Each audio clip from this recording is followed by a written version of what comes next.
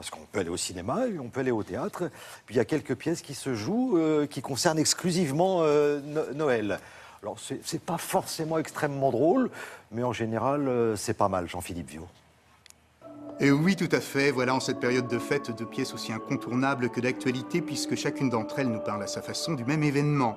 C'est donc tout d'abord avec la dernière création de Pierre Notte au Théâtre du Rond-Point que nous faisons une pause avec cette amusante comédie bien loufoque qui s'intitule « C'est Noël, tant pis ». On y retrouve Bernard Allan, Brissy Larrey, Chloé Soliver, j'en passe, et des meilleurs, puisque c'est Noël.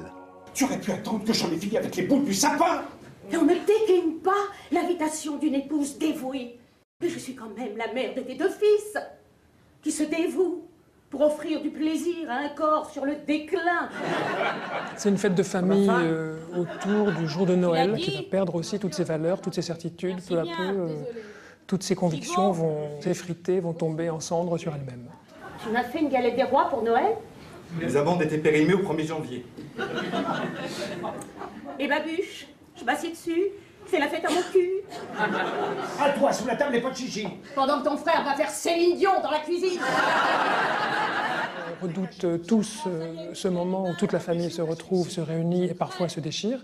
C'est Noël, c'est la réunion de la famille le soir de Noël, et puis c'est tant pis parce que c'est quand même une vraie catastrophe. Les enfants, quelquefois, on comprend tout de travers de leur manière d'aimer. On croit qu'ils vont vous mordre.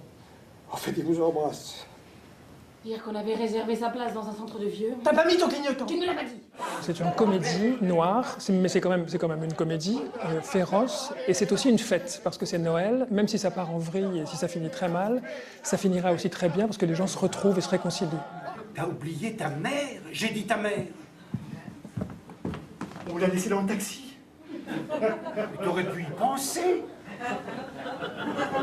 C'est quand même ta femme. Mais c'est surtout ta mère. Espèce de petit trou du cul étriqué. De qui elle parle? Toi et ton frère, espèce de petit trou du cul étriqué. Les deux, elle parle des deux. Le deuxième cadeau spectacle à offrir se déroule quant à lui sur les planches de cet authentique théâtre du Lucernaire. C'est à Paris. Ça s'appelle « Qu'est-ce qu'on fait pour Noël ?» Un succulent face-à-face écrit avec la fine plume de son incoercible auteur Vincent Roca. Jean-Pierre Borédon le met en scène aux côtés de l'insubmersible Jacques Do. C'est malicieusement drôle, jouissif et tout plein de poésie.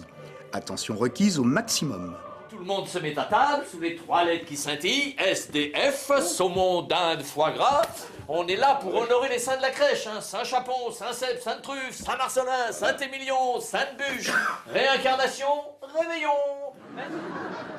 Deux concierges d'un grand palace digressent sur le monde, sur eux-mêmes, sur leurs contemporains.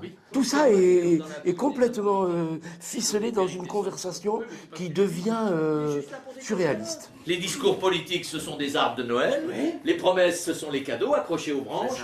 Et pour décorer, mais on rajoute des mots ronflants qui ne veulent rien dire. Les boules de Noël. Oui. Le mensonge, c'est de la vérité coupée au montage. Un mensonge éhonté la vérité.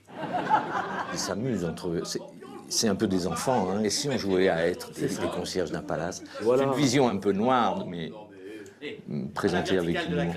Bah, c'est le destin des sapins, Noël. Hein. Ils poussent à la campagne, ils se font scier, ils filent à la ville, on leur enfile des barésilles et les sapins font le tapin devant les grands magasins.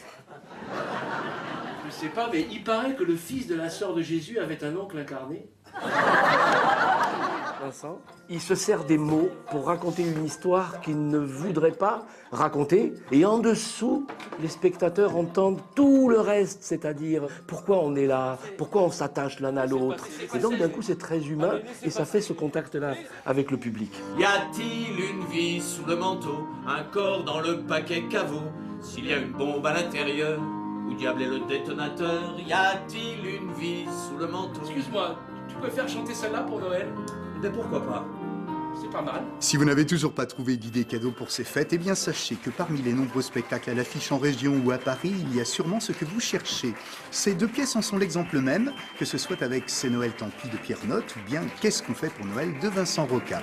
Vous avez là de quoi faire des heureux, il y en a pour tous les goûts et tous les publics. Passez donc de joyeuses fêtes de Noël et à très vite. Merci beaucoup Jean-Philippe. Donc le théâtre du Rond-Point ou le théâtre du Lucernaire. J'en profite pour saluer Jacques Do, voilà, et Vincent Roca.